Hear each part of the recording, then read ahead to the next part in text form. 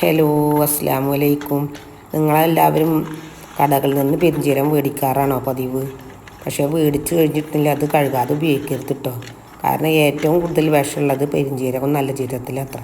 പെരുംജീരകം ഒരു പച്ച കളർ ഉണ്ടാവില്ല, അത് ശരിക്കും അതിൻ്റെ കളർ അതല്ല.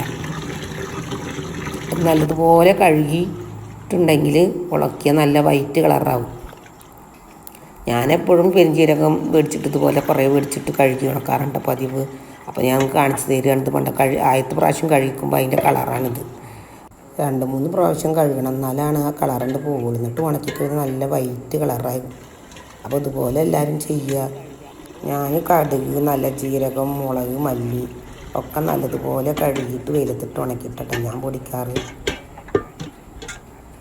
ജീരകവും പെരുംജീരകവും കടുകും മുളകും മല്ലിയൊക്കെ അന്യ സംസ്ഥാനങ്ങളിൽ നിന്ന് വരുന്നതാണ്. അതിപ്പോൾ അവർ എവിടെ വെച്ചിട്ടാണ് ഉണക്കണത് എന്താണെന്നൊന്നും നമുക്കറിയില്ല.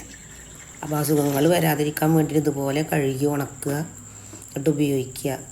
ഇതാണ് ഇന്നത്തെ എൻ്റെ വീഡിയോ ഇഷ്ടപ്പെട്ടു എന്ന് വിചാരിക്കുന്നു. ഇഷ്ടപ്പെട്ട ലൈക്കും സബ്സ്ക്രൈബും ഷെയറും ചെയ്യാൻ മറക്കരുത് കേട്ടോ.